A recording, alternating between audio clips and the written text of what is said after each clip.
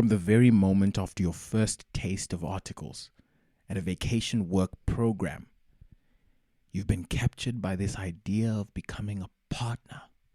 Yes, a partner. Corner office, name on the door, trainees at your beck and call on coffee runs galore. Well, open plan offices and flat structures have killed those dreams, but still, in any case, you don't care for those things. You're not power hungry. You're an aspiring CA. You're a difference maker. You want to be a leader at the top of your firm and your field. So partnership sounds interesting. However, deep in the throes of your studies, the path feels so distant and obscure, like a maze with no map. How do you reach the top when you don't even know where to start?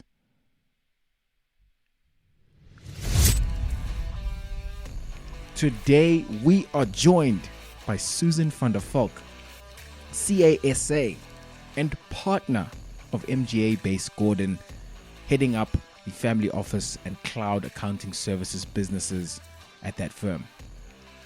We chat about her journey from trainee to partner, the setbacks, the grit, and the practical exam and study techniques that helped her get there.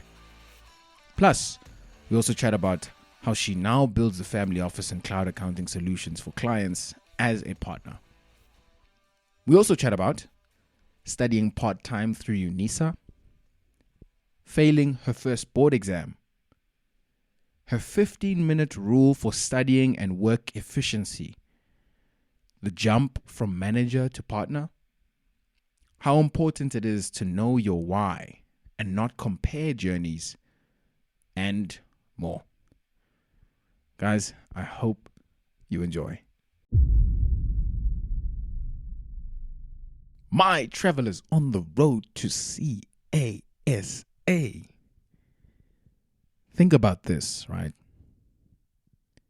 It's 1956, the 50s.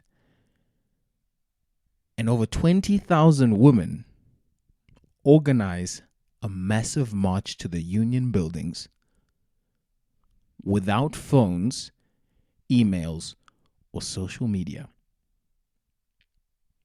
Without phones, emails, or social media. Like, I think, we always complain, right?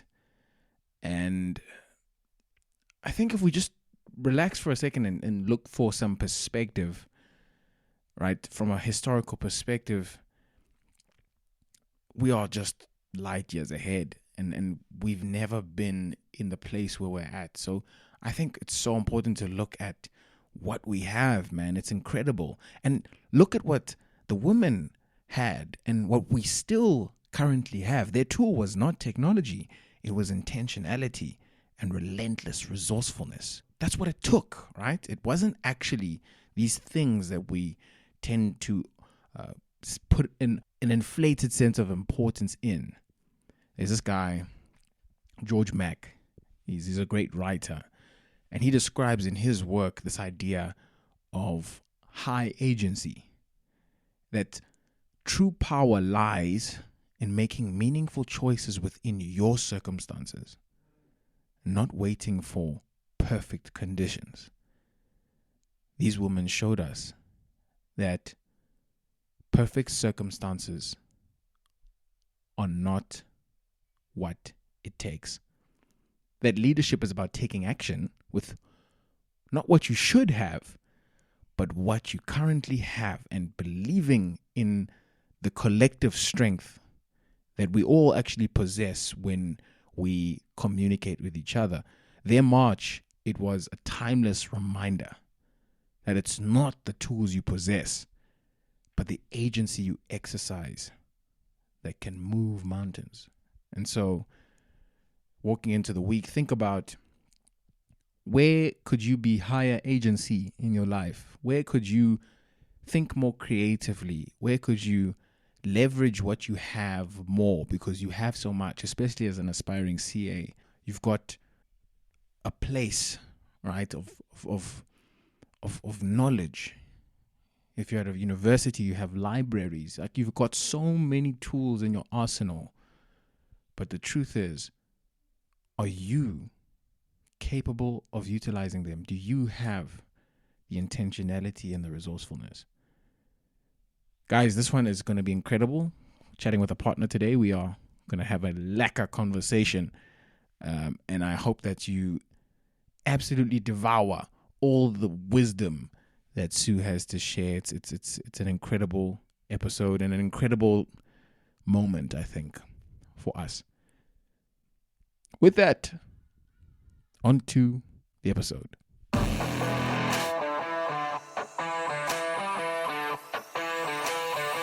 Welcome back, my people. This is the Road to CA podcast, the show for aspiring chartered accountants to inspire, empower, and inform the difference makers of tomorrow. Guys, today we're joined by a woman of service. She believes in aspiring CAs and that her support of trainees on their journey to CASA at her firm is a privilege. She's a CASA and partner. Yes, guys, we're joined by our whole partner at MGI Bass Gordon. She is also a Zero South Africa MVP for 2024. We'll definitely be chatting about that. Most importantly, though, she loves gardening, reading, spending time with her partner and her doggies, quote unquote, baking sourdough, and enjoys music while dancing with her doggies. We're joined by the helper with a huge heart. We're joined by Susan van der Valk. Sue, how are you? I'm excellent. Thank you so much for having me today. This is awesome.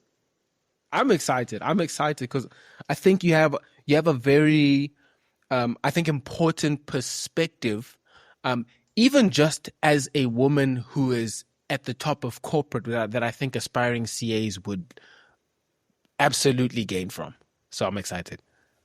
Awesome. Me too. It's always good to chat and share insights and just my journey. It really is a privilege, and thank you. Thanks for the invite. Thank you, Sue. Thank you. Okay, this is where we start in the road to CA. We go back, so we go rewind to where the whole CA thing began for you. Where did it start? Awesome. So sure, if I really go back, and I'm really going to talk about sort of where my journey has come from and to where it is. So when I was little, I actually wanted to be a nurse. So that was my first thing, and I was like, oh yeah, it'd be really, really good to be a nurse. And then I thought, okay, maybe with a bit of teaching, occupational therapy would be good. Standard 7, which is probably now known as grade 9. Started accounting, and I was like, oh yes, this is my game. This is what I absolutely love. I love working with numbers. I love the whole thing of how everything balances and recons, and it just really made sense to me. So that was quite a big shift in my career direction.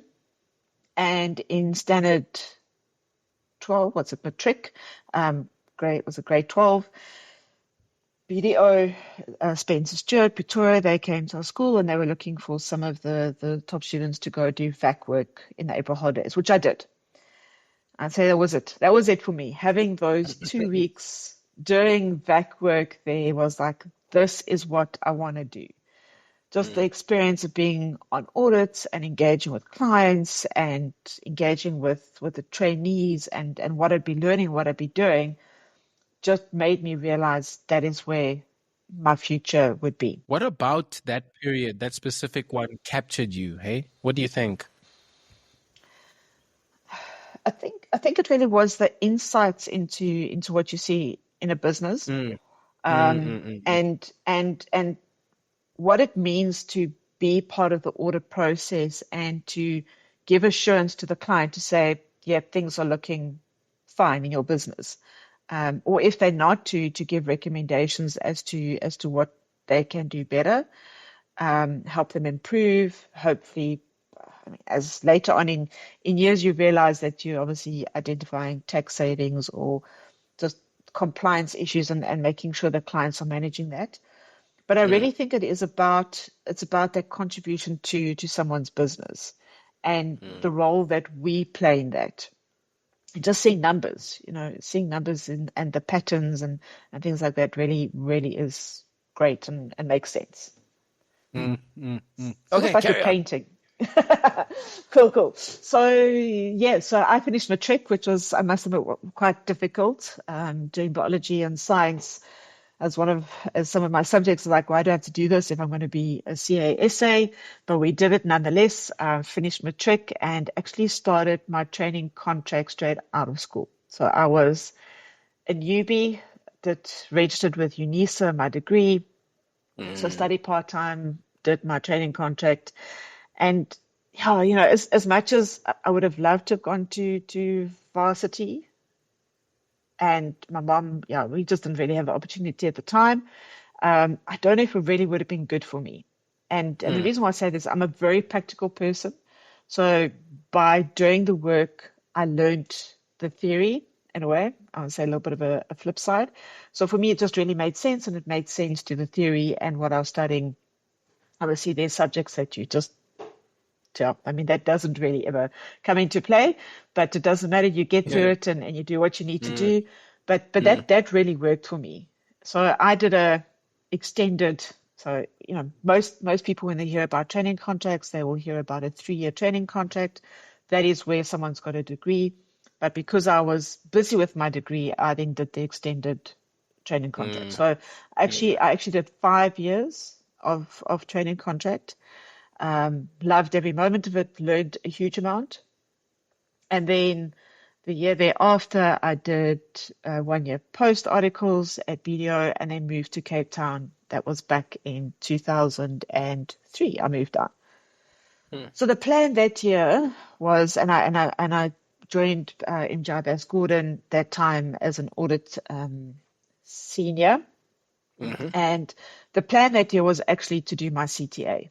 So that's what it was. I contacted UNISA, let me register, and they're like, oh no, you can't register.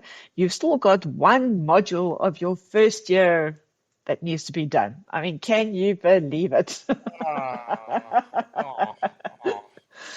Yeah. So what had happened was during my degree, they changed from year modules to 6-month modules. So yeah, and obviously that one just got lost in the mix, so I didn't have enough credit to finish that. Unfortunately, found out a little bit too late about it, so I could only write my DPA 101 in the November of that year. We remember the code. Insane. We remember You that remember code. the code. Oh, that code.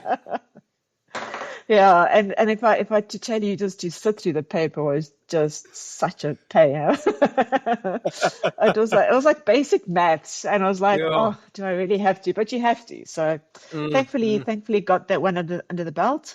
And then I did my CTA the following year, again through UNISA, and it was actually the year when all the new accounting and auditing standards came in. So I'm probably going to give my age away a little bit here. But when I started my training contract, we still had things like AC 000, which was these pages in blue files. You guys wouldn't know what that is. But those were the accounting standards back in the day. So Back the in the ISIS day, came out. I Back thought in you the were 30. day. Like, you're talking about like Oh, 5 years you're ago. too kind. You're so kind. You are so kind.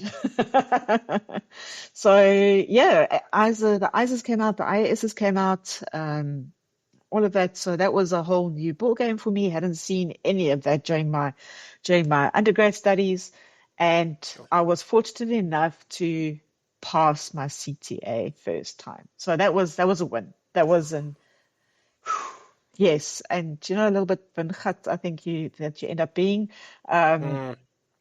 So again, back in the day, what was then called QE1, the qualifying exam 1, was written once a year in March. So March the following year, went and wrote my QE1, and the results came out in June. And it's always a story I love to tell my trainees, is because then they remember it, is that in June, it's my birthday at the end of June. Yeah. And the results came out just before my birthday. Okay. Which is great. I mean, yeah, this is going to be a big party weekend, right? Yeah. Not so much. Oh. So failed. Yeah. And yeah, so that was hard. That was hard because I've been working for a period of time, practically knew what I was doing. Well, I thought I did. Oh, geez, I can't believe I failed this paper. But hindsight, you know what they say, hindsight. 2020. So 2020. So Yeah. I thought about it, and I reflect, because that's what we do. We reflect on why we're in the position that we're in. And I said, you know what, Susan, let's be honest. You came out of CTA, you thought you knew everything, but you didn't. So did you really give the attention to the preparation? Probably not. But that's fine, because we're on this journey. So come March next year, I go through my board course again, and I'm ready to write QE1. And I really did feel prepared. If I have to be honest, from a theoretical point of view, I was like, definitely, I'm so much better than where I was a year ago. I'm ready for this. So we go and we write exam. Results come out June. And what happens June? It's my birthday. What happens? No. Again, for the second time. No. So that was where we were. And thanks to the PIRE Act, I could actually request for the first time my script. So I wrote a little letter to Psycho and I said, please, I'd like to see my script, because I would like to see where I went wrong and get an understanding, because this is obviously important to me, and I was deflated. And if I tell you that I failed by 4%, 4%. That was a tough one. And I will tell you, I felt down. I was like, am I the most stupid auditor that is walking around? Because how can I do the work if I can't pass the exam? How on earth can I be in this position if I'm not passing this exam? And it was tough. And I saw when my partner said to me, you know, you've got your honors, you've got your training contract behind you, you can do a perfectly good job with that qualification. Why are you putting yourself through this?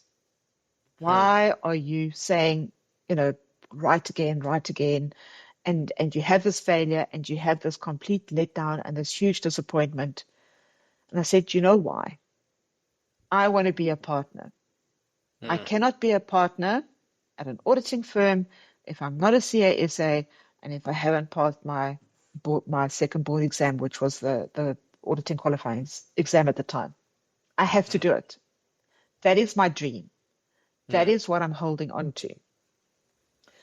So thankfully, I went through the paper. We worked quite a lot with Graham O'Reilly from the National School of Accounting, and I'm going to give him a shout out because he helped me a huge amount with this process. And I said to him, Graham, have a look at my paper. Am I just off? Is this the wrong profession for me? Do I need to change? And he said, you know what? Not at all. You're in the right profession. It's you know the work. You've got the knowledge. You just need to work on exam technique, which we did. So I went through a process and worked on the exam technique, and I then wrote QE1 for the third time the following March.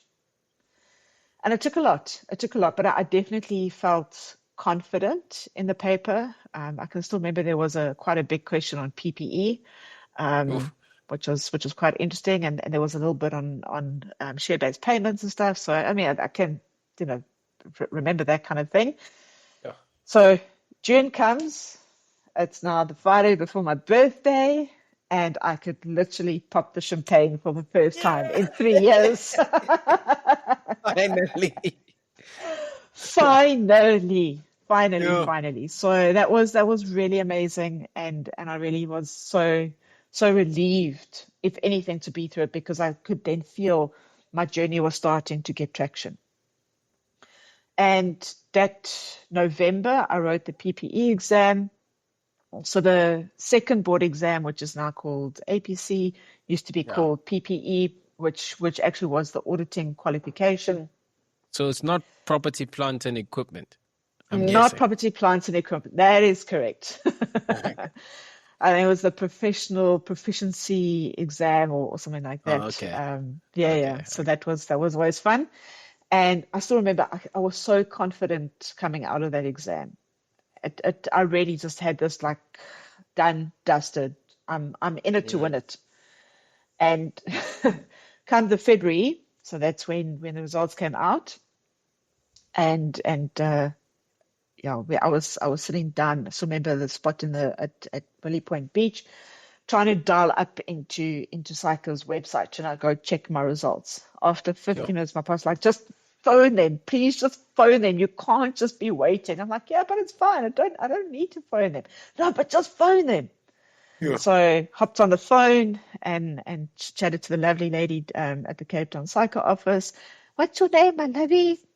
Oh, well done, you've passed. And I was like, kind of, I was actually kind of like, yeah, no.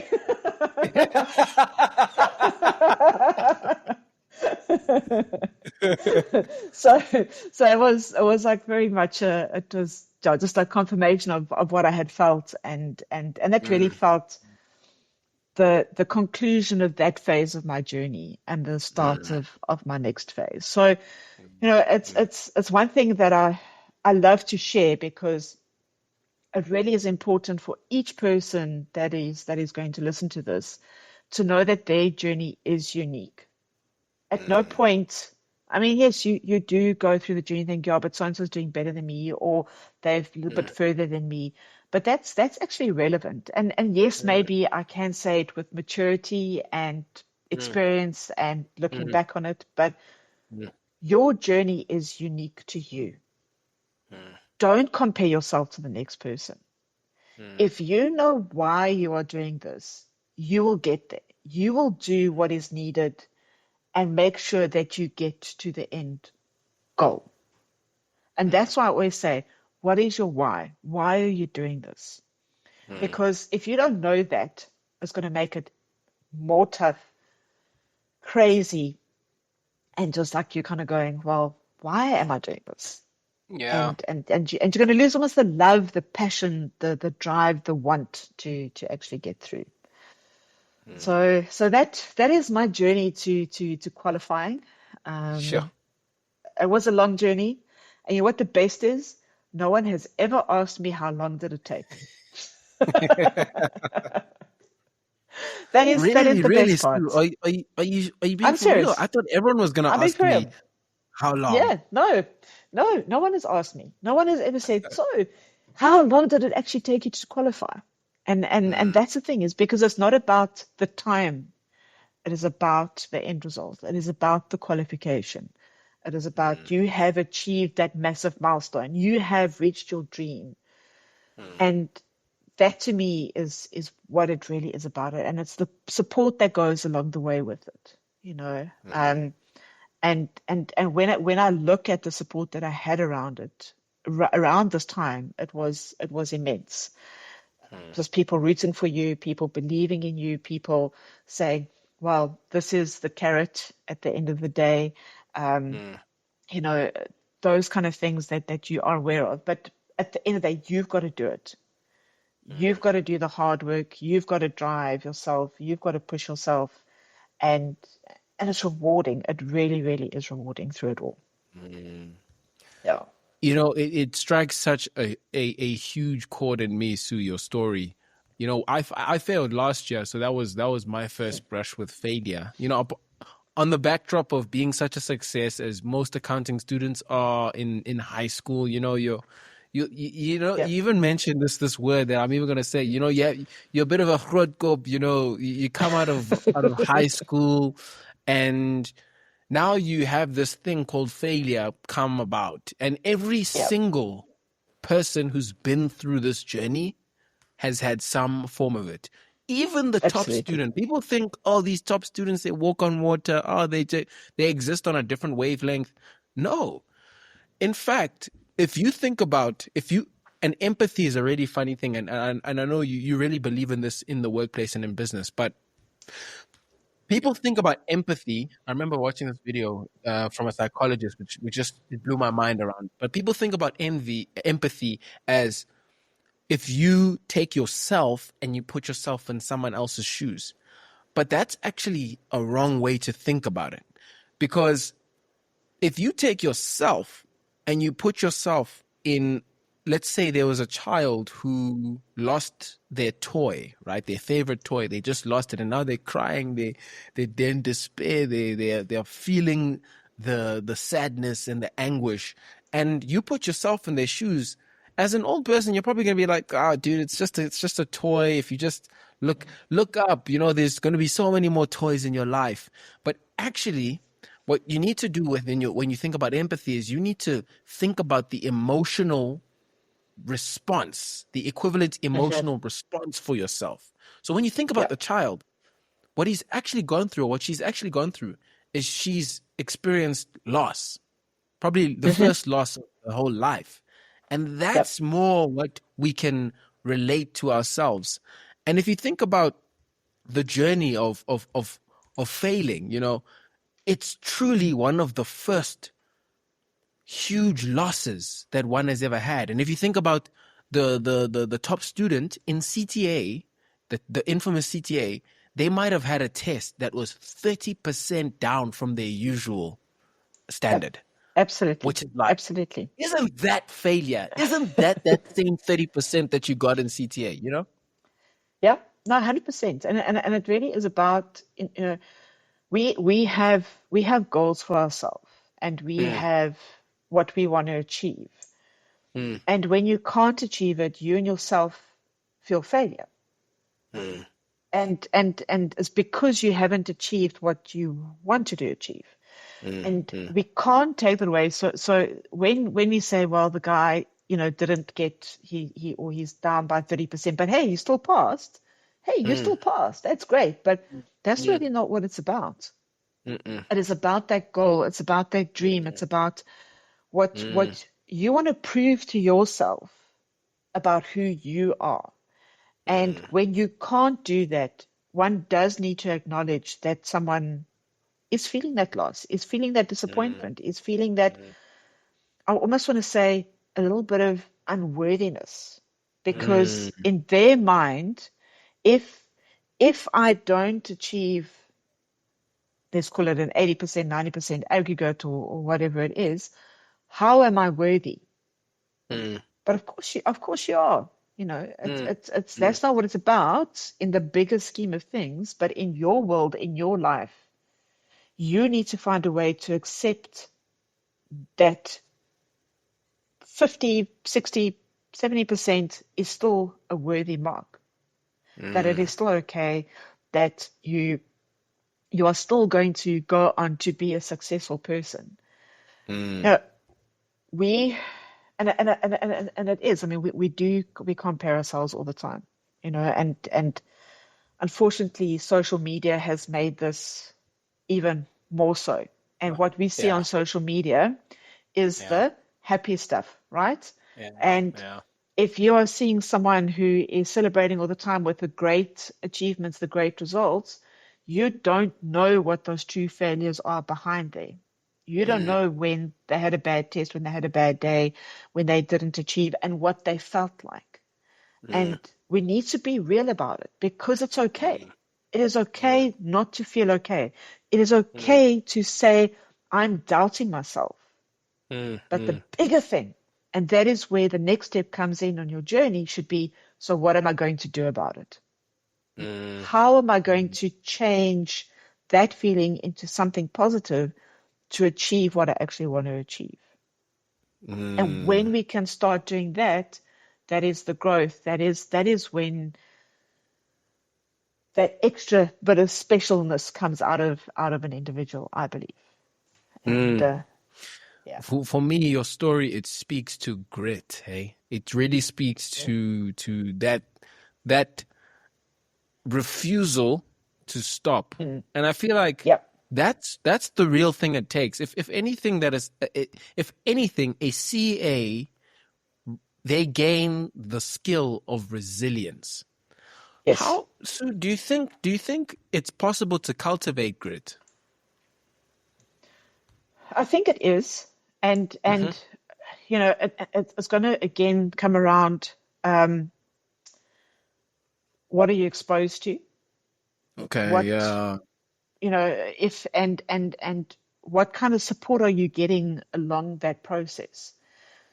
And that's what I say, for me, as a partner and working with the trainees, I want to push them because I can see the potential. Every Mm, single person that we hire, there is a potential in them to be a CASA. Otherwise, they wouldn't be here.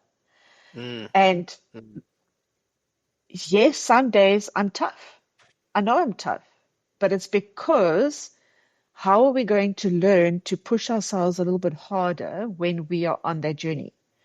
mm, mm, Grit is more than just I'm doing my best.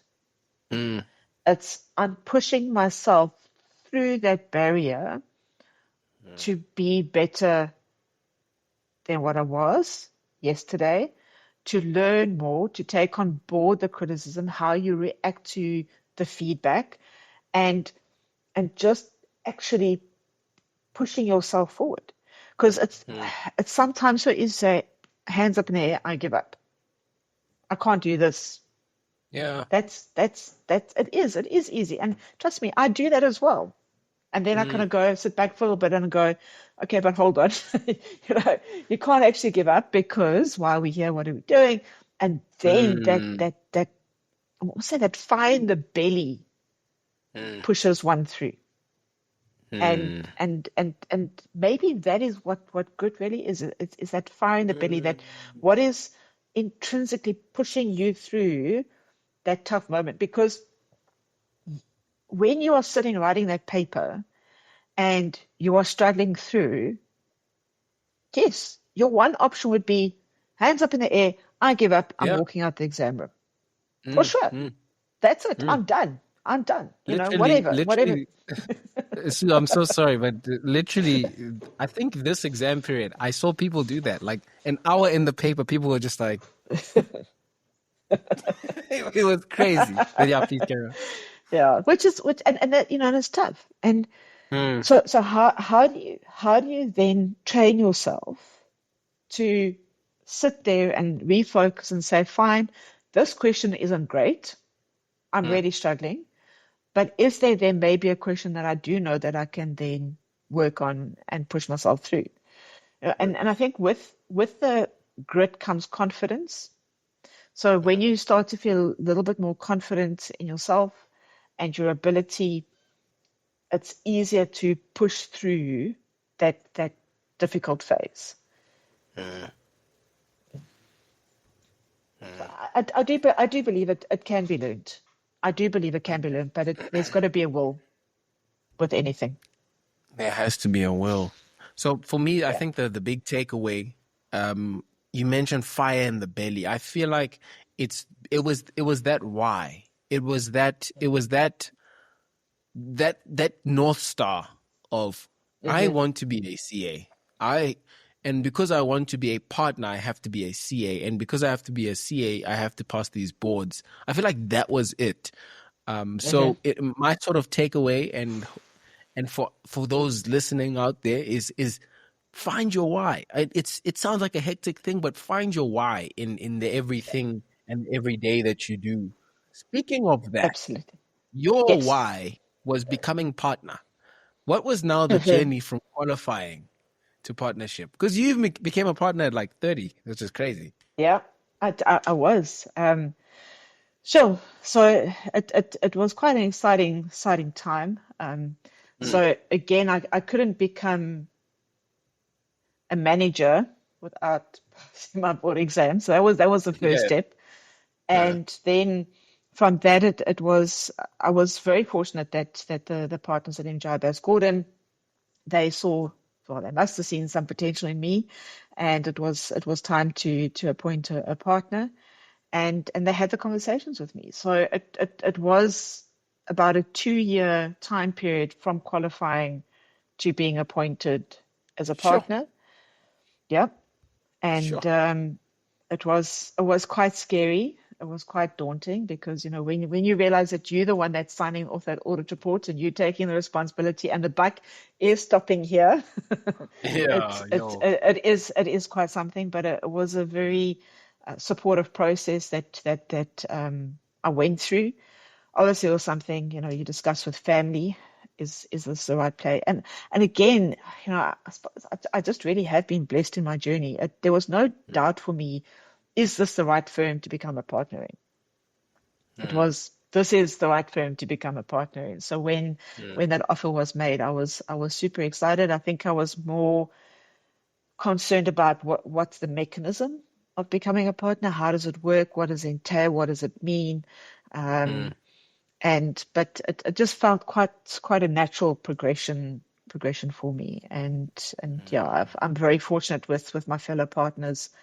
It's an amazing partnership, and we do support each other. And what's really nice is, I think that's one of the reasons why I wanted to be in a partnership rather than being on my own, is that we all have our own skills that we bring to the table, be it from this type of services that we offer, or just personalities or other skills, and we can literally call on each other and help each other out as we go along.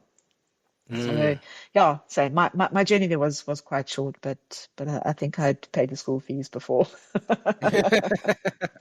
So it was only 2 years, Sue. It was only 2 years.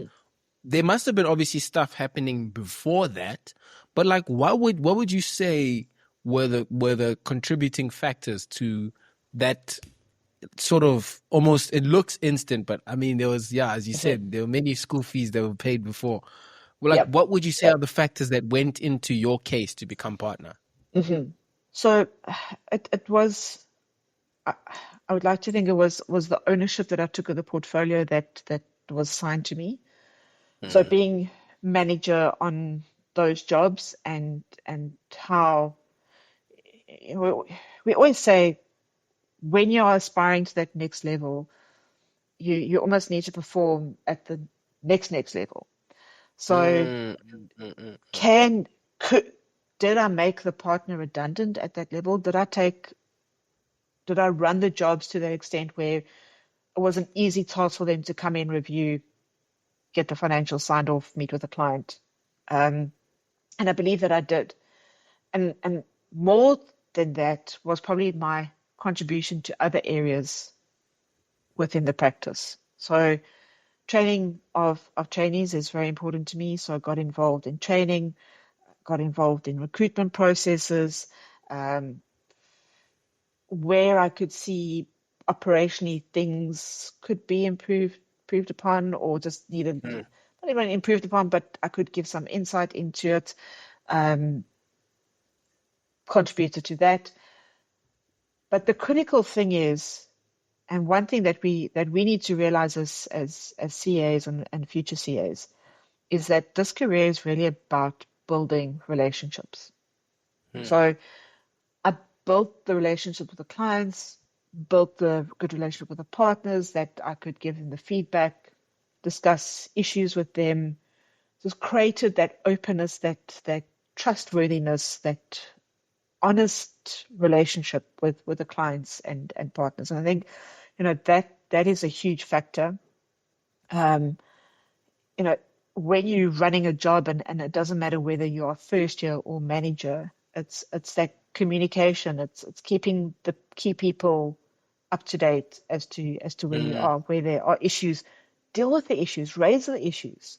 Rather speak about it than try, either hide it under the carpet or try to solve it yourself, but you actually don't have the skills or the ability or the confidence to do so. So you need to escalate it. And those are the things I believe I learned and demonstrated in that period of time. It sounded like you had people skills. You speak of relationships, and I actually want to quote you from this amazing member testimonial article that I got off of MGI Worldwide, right? So It says here, so there were a bunch of things, a bunch of prompts that the interviewers of this article had, and this was the first. This was the one that I wanted to quote from. It said, "What not to do," is what they were asking, and then Sue's response was this: "Do not think you are alone. Never spend more than 15 minutes on a problem before reaching out for help, the people around you will usually be more willing to offer guidance than you realize, which I think it sums up. I think it really does sum up a lot of what you're saying. But that 15 minutes, what is that Mhm. based off of? I think that's really interesting. So 15 minutes is really where I feel is that time that if you spend more than 15 minutes, you're going to get sucked in. And then you're going to go down that wormhole and it's going to be next thing you're going to look and it's 2 hours later and you still don't have an answer to the problem. So that 15 minutes I feel is that threshold of time where you've given it enough time to realize that you actually don't know what you're doing, or or you don't know enough. Then and that's when you start to reach out and get the support.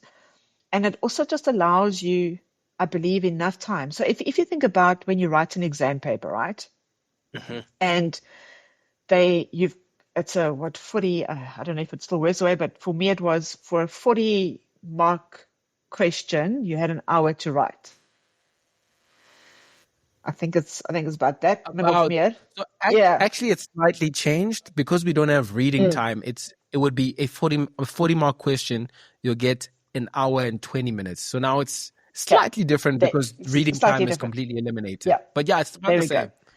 It's about that. So you brainstorm or what I was taught again, and this was like really great exam technique is that you need to spend. So you read the content, read the question, read the content, and then you go brainstorm for 15 minutes. What do you think you know and how you're going to answer it? And it's those keywords. Thereafter, you get into the nuts and bolts because now you've thought about it, you've applied your mind, and off you go. So I think that's really where my 15 minutes comes from, and I think it really is that intense time to think about what you know and what you don't know. And thereafter, you just say, put up your hand and say, that's it. I need help. But this is what I do know. And what's really important is that you need to actually tell the person that you're seeking help from what you actually know. Because if you just say I don't know how to do it, then come on, man. And it's not that difficult. But when you say to the person, listen, I've thought about it, this is what I think needs to be done, or this is what I know, the engagement that you're going to have and the response to the support is going to be quite different. And I believe a lot more positive because we all like helping people who like to help themselves, right?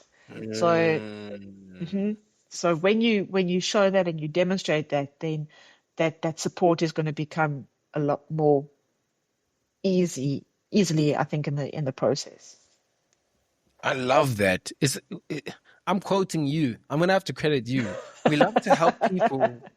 We love to help people who help themselves. I think that for me, it sums up this thing that I've also thought about and that I see a lot of, or lack of rather.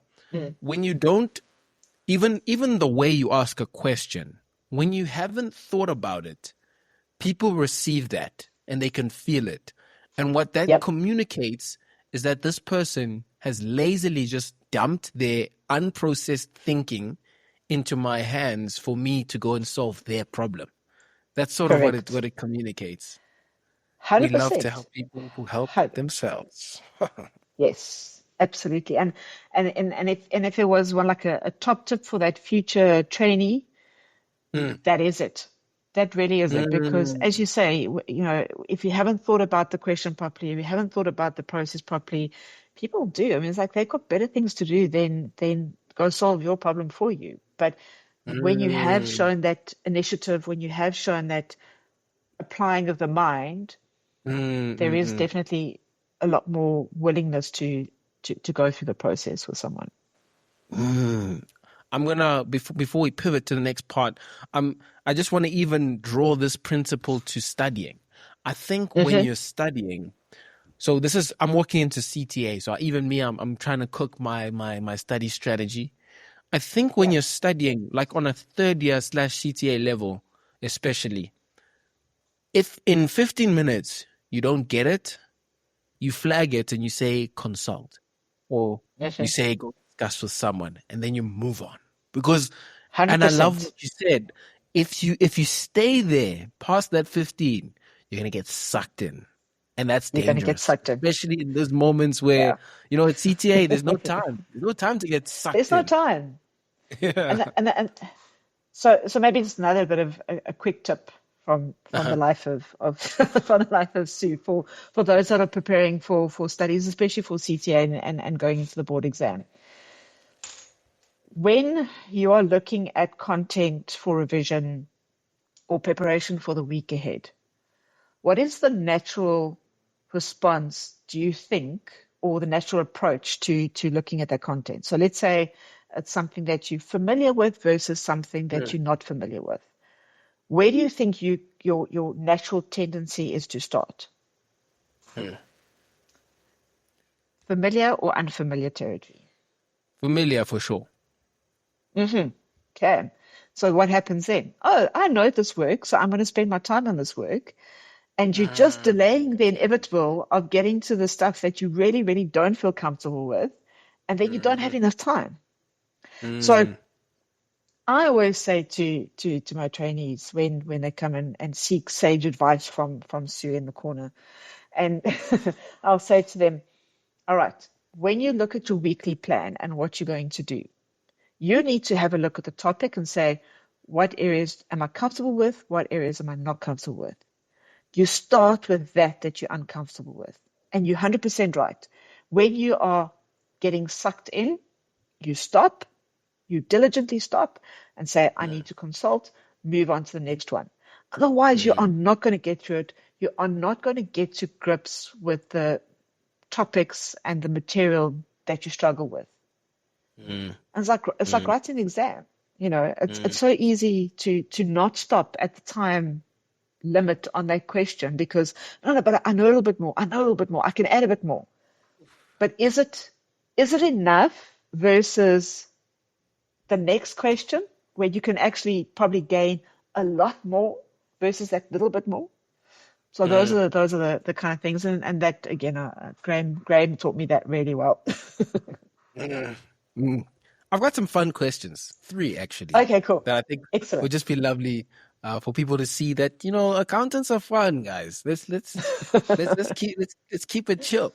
But this one I think it's just also one that I'm really curious about. You even spoke about in the beginning when you were speaking about numbers. It's like a painting, which is just so interesting. What do you find beautiful, like even in the day-to-day or just in general? So I love sunsets and sunrises. That for me is just really beautiful to see how the sky can change and it just signals the start and say the beginning and the end. And that is in that component.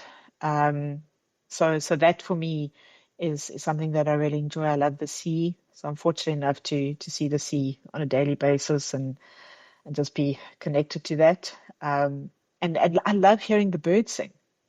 As much as the hardy dog can irritate you at like 4 o'clock in the morning when it starts to scream, but just hearing that, wake up. It is just so beautiful to hear that nature, to hear that stillness, because that is that time when things come alive. And that signals to me the start of a new day. It's a day that I'm here. It's a day that hopefully I can make a difference again in someone else's life. So beginnings, yeah. I love that, man. I love that. Beginnings is the theme of what you find beautiful. If you were a dish, what would you be and why? So I think I would be my roaster. Huh? So like a roasting dish, like a Okay. roasting dish, because that just makes the most delicious I meant a meals. meal. What food? What's the actual food? You mean like no, I think I would be so my physical dish was going to Yes. the food that I like, You're the roaster. which is You're the roaster. the roaster to make the Sunday roast, because Okay. a Sunday roast brings people together, right? Hmm. So special meals that you have. If you think about Christmas, Easter, Sunday lunches with family, it's around that roast dish that we have and share. And I think it just brings a connectedness of people. Yeah. So I want to do that. I want to be the roast dish with Yorkshire puddings, please. Okay. With Yorkshire puddings. With Yorkshire puddings. Yeah. It's a zombie apocalypse. It's just broken out. You can only take 3 things. What are those 3 things? My dogs, definitely. Okay. My partner, absolutely. And Okay. probably my cell phone.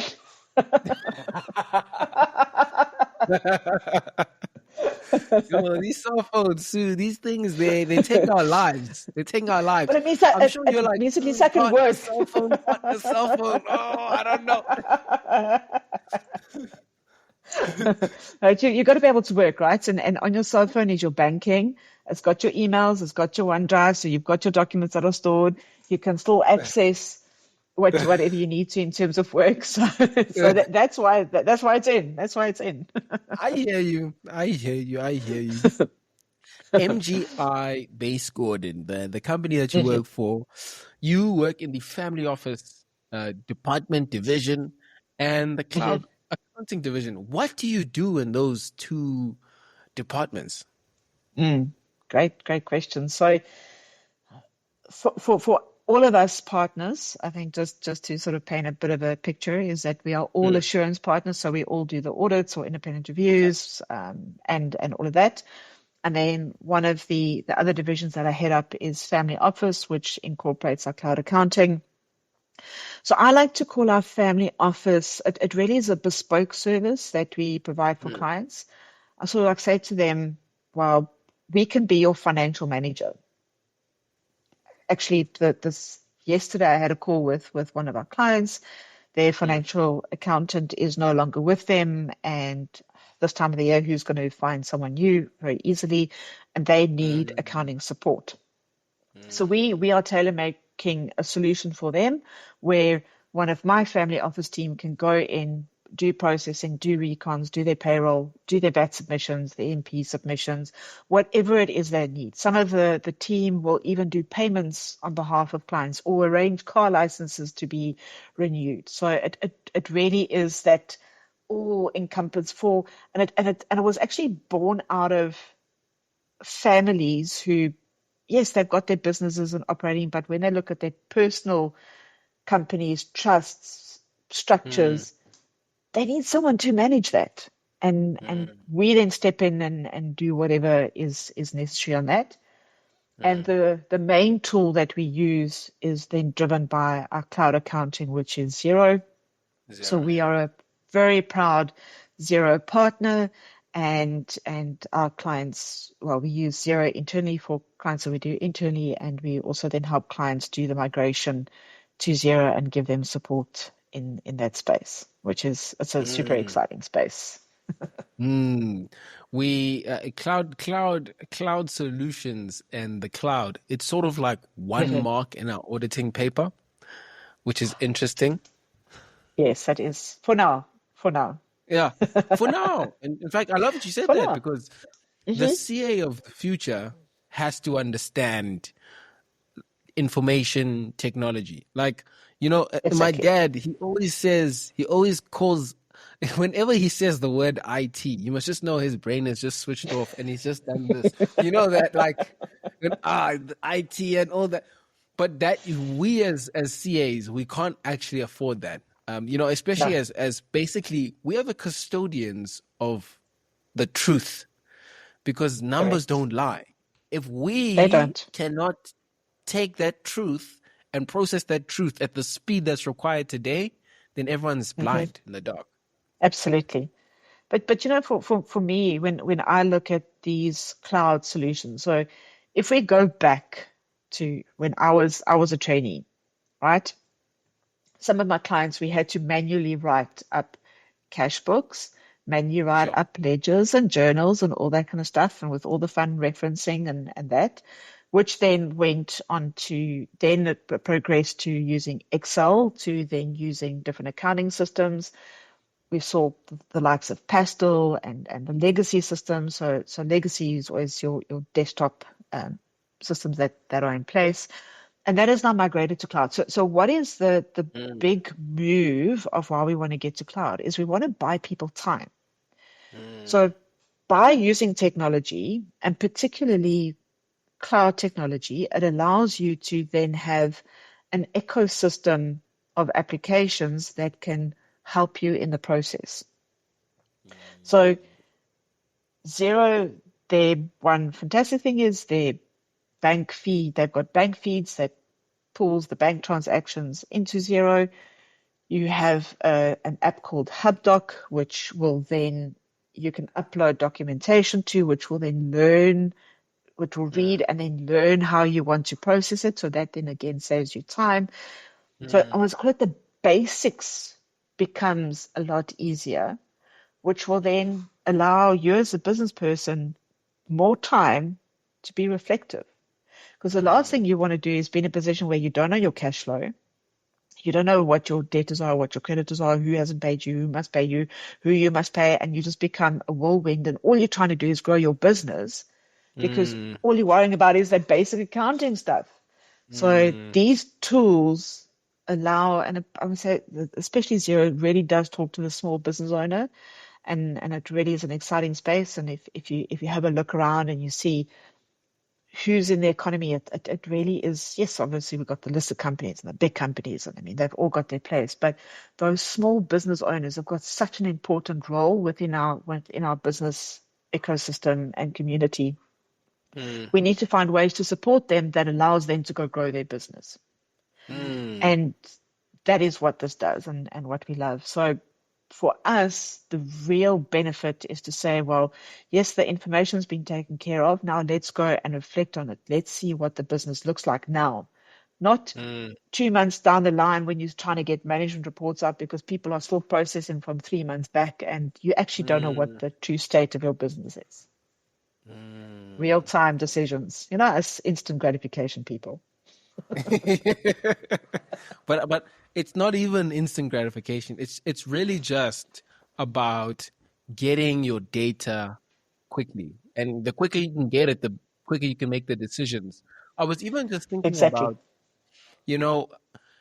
so in school, we learn about this thing, obviously, of overheads, right? In financial management, we learn about overhead rates, and when we have an over recovery or an under recovery based on the budgeted overheads, right? And I started thinking about it and about like IT in general. What that actually is it's a result of slow information systems. Because we don't have the information systems to tell us how much we're spending right now, we need this like budgeted overheads and overhead recovery, under recovery system. That is actually just because we don't have fast enough IT systems, which is Absolutely. in ways the type of thing that Xero and MGI would obviously come in and implement for your business does. Another thing that I wanted to mention, how don't quote me on this, guys. Please go fact check me. But in Africa, 40 to 50% of GDP is small business, small medium. So it's like, especially as CAs, like we're always looking at big business, and I think we over glorify them in some cases. Small business is a lot. It's very important, and I feel like Xero's the type of custodian of that, champion of that. Absolutely, they certainly are, and I'm going to punt them a little bit because I really am such a huge supporter of them. But if you have a look around, I know when I was at Lanzera Airport last month, I mean, I walked into the check-in area, and their advert for Xero, and it is about the small business. They've now run an award the last 2 years for the Beautiful Business Fund. and where they've literally Zero have gone and given money away to these small businesses just to give them a little bit of a leg up because they are innovative. They're thinking out the box. They've got ideas that will just change certain parts of the industries that they're involved in, and that to me is just so exciting. So yes, they certainly do, and I do challenge people to have a look and see where they are seeing these Zero adverts, because they certainly are a lot more frequent. Maybe it's just because I see Zero wherever I look. But I do challenge the listeners to see where they actually do spot them and see the type of advert that they're running, because it is supporting, it's promoting that small business. You might use it, guys. So check it out. If you're an aspiring CA who's in an audit firm, you might be using it. So yeah, guys, go check out Zero. I think it's an interesting mind shift from the whole theory to a more practical look. Sue, if you could go back to first year, second year, maybe even high school Sue, what would you tell her? I think I would tell her, don't give up. And the days can be tough, but you'll get through it and all will be okay. And even if the world does look a little bit different tomorrow from what you had wanted it to be, it doesn't mean that it's the wrong world.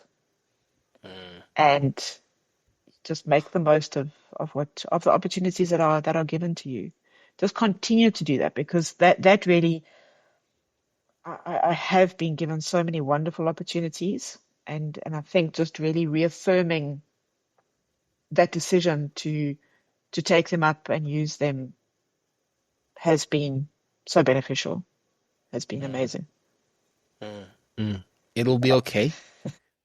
The world doesn't look exactly how you dreamed of it, but that's also not a bad thing.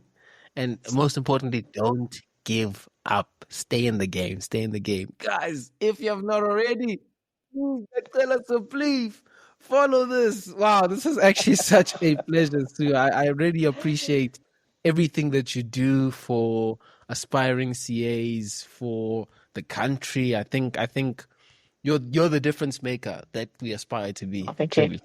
Oh, amazing. Thank you.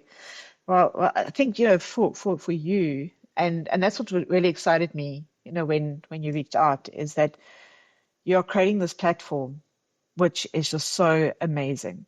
And that in itself is a difference maker. And it's just being there, allowing people to hear different perspectives and different journeys, and not one is the same, but there is just so much out there, and the opportunities are so incredible, and it's just so worth it. It really is. So kudos to you for creating this platform for people to listen to. Thank you, Sue. Thank you so much. If you have not already, again, follow this. I hope it does not end, but that it begins in CASA. Sue, thank you so much. Thank you so much. Have a beautiful day.